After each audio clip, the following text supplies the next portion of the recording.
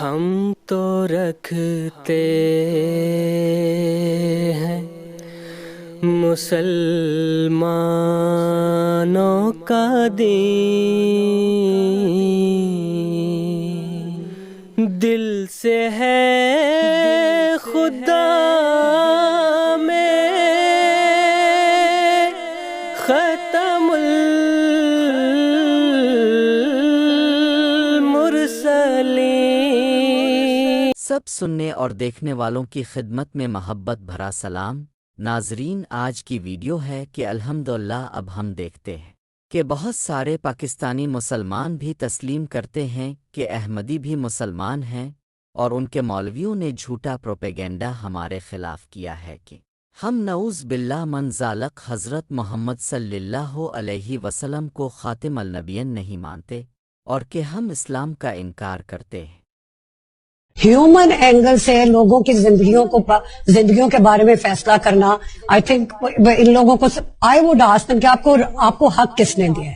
جبکہ مجھے قرآن کی آیت تو نہیں پتا، بٹ قرآن میں کلیئرلی لکھا ہوا ہے کہ جو اپنے آپ کو مسلمان کہتا ہے اس کو مسلمان کہنے دو۔ ان سب کو ان کو تو اس آیت کا بھی پتا ہوگا جہاں پہ یہ لکھا ہوا ہے۔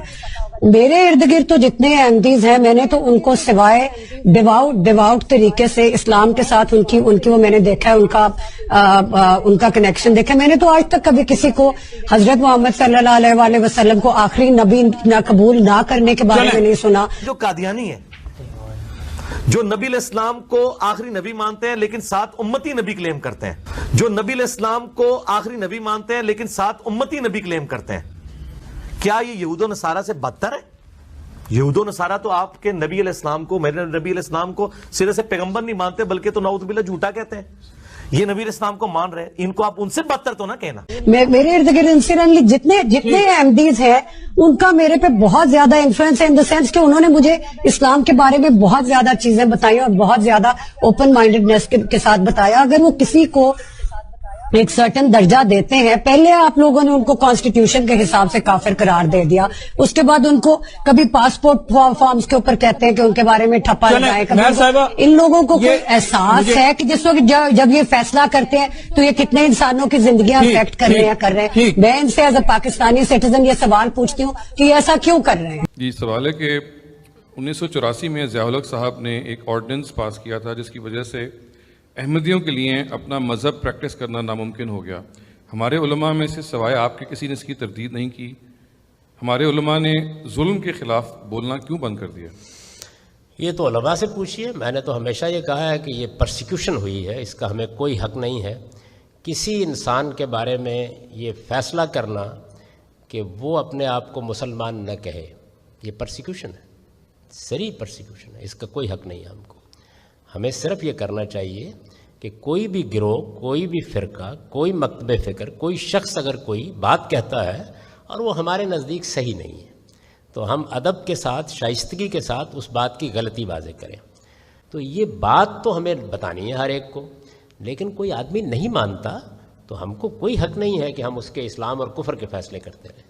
یہ ہم نے حدود سے تجاوز کیا ہے، اور میرے نزدیک جتنی جلدی ہو سکے اس معاملے میں صحیح رویہ اختیار کر لینا چاہیے۔ اس کی وجہ یہ ہے کہ پرسیکیوشن بہت بڑا جرم ہے۔ کسی انسان کو آپ پرسیکیوٹ کرنے کا حق نہیں رکھتے۔ اللہ تعالیٰ نے اس دنیا میں ہر ایک کو حق دیا ہے کہ وہ اپنے مذہب، اپنے عقیدے کا اظہار کرے، اپنی بات کہے، جو اپنے آپ کو کہنا چاہتا ہے کہے۔ یہ میرا کام نہیں ہے، میری جورسڈکشن ہی نہیں کہ میں آپ کے بارے میں فیصلہ کروں۔ میرا کام صرف یہ ہے کہ میں آپ کو یہ بتاؤں یہ غلط ہے، یہ صحیح ہے، اور اس کی دلیل دے دوں، اس سے آگے کچھ نہیں۔ ایک تو بڑی انٹرسٹنگ بات یہ ہے کہ کانسٹیٹیوشن آف پاکستان جو کہ کچھ لوگوں نے بنائی، وہ ہمارے اسلامک کلرجی کے لیے، ہمارے ان سب لوگوں کے لیے بہت زیادہ امپورٹنٹ ہے۔ اس کو انہوں نے اس طرح بنا لیا جیسے اس کے بارے میں بات کرنا بھی بہت بڑا ایشو ہے۔ یہ بہت انٹرسٹنگ بات ہے کہ کانسٹیٹیوشن آف پاکستان نہ ہو گئی اس طرح کہ نعوذ باللہ جیسے کوئی خدا کا ورڈ ہے جس طرح ہم قرآن کو ایکسیپٹ کرتے ہیں، اسی طرح ہم نے کانسٹیٹیوشن کے بارے میں بات کر ہی نہیں سکتے۔ اس میں ایک چیز آئی ہے جس نے پاکستانیوں کو بہت زیادہ نقصان پہنچا۔ کوئی کہتا ہے ضیاء الحق شہید ہے، اس کو کہنے دیں، اس کا حق ہے۔ یہ آپ کے شہید کہنے سے ضیاء الحق نے جو اس قوم کو نقصان پہنچایا ہے وہ اس کی معافی تو کوئی نہیں ہونی۔ دوسری بات یہ ہے کہ جب بھی یہ اس طرح کی کوئی بات کرتے ہیں، دے ڈونٹ ریئلائز، ان لوگوں کو کہتے ہیں کہ ہاں ہم ان پہ بہت احسان کر رہے ہیں، ان پہ کانسٹیٹیوشنلی تو یہ لگ گیا. اللہ تعالیٰ کا جو اللہ تعالیٰ اور انڈیویجول کا مسئلہ ہے اس میں ہم لوگوں نے فیصلہ دے دیا. ہم نے اس کو کافر قرار دے دیا، ہم نے اس کو یہ کہہ دیا، اس کو یہ کہہ دیا. اب آپ لوگوں کی بڑی مہربانی ان کو ماریے گا مت. جہاں تک جماعت احمدیہ کا تعلق ہے، نہ ہی ہم نے کسی غیر ملکی طاقت سے کبھی یہ کہا ہے کہ ہمیں پاکستانی اسمبلی کے آئین میں ترمیم کروا کر قانون اور آئین کی نظر میں مسلمان بنوایا جائے.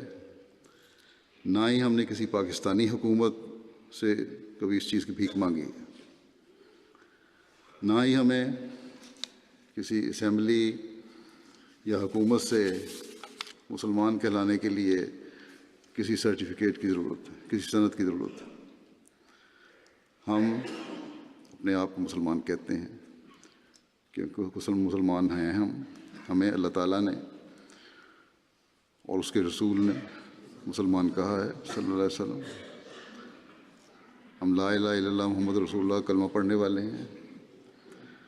ہم تمام ارکان اسلام اور ارکان ایمان پر یقین رکھتے ہیں.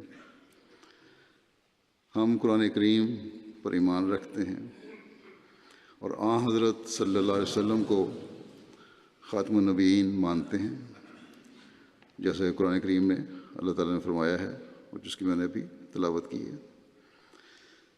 ہم اس بات پر علی وجہ البصیرت قائم ہیں کہ حضرت محمد رسول اللہ صلی اللہ علیہ وسلم خاتم النبیین ہیں، بلکہ حضرت مسیح علیہ السلام نے صاف صاف اور واضح لکھا ہے، متعدد جگہ اس کی وضاحت فرمائی ہے کہ جو ختم نبوت کا منکر ہے میں اسے بے دین اور دائرہ اسلام سے خارج سمجھتا ہوں.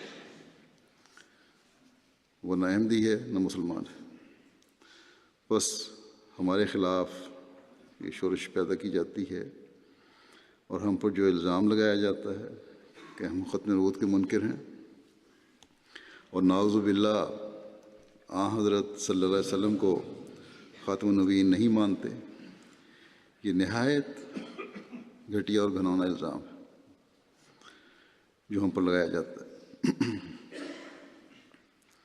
یہ الزام حضرت مسیح علیہ السلام کے دعوے کے وقت سے لگایا جا رہا ہے جماعت احمدیہ پہ اور حضرت مسیح علیہ السلام پہ، اور وقتاً فوقتاً ان لوگوں کو اس بارے میں ابال اٹھتا رہتا ہے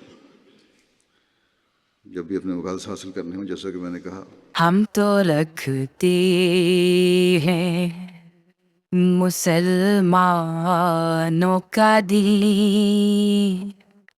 ہم تو رکھتے ہیں مسلمانوں کا دل.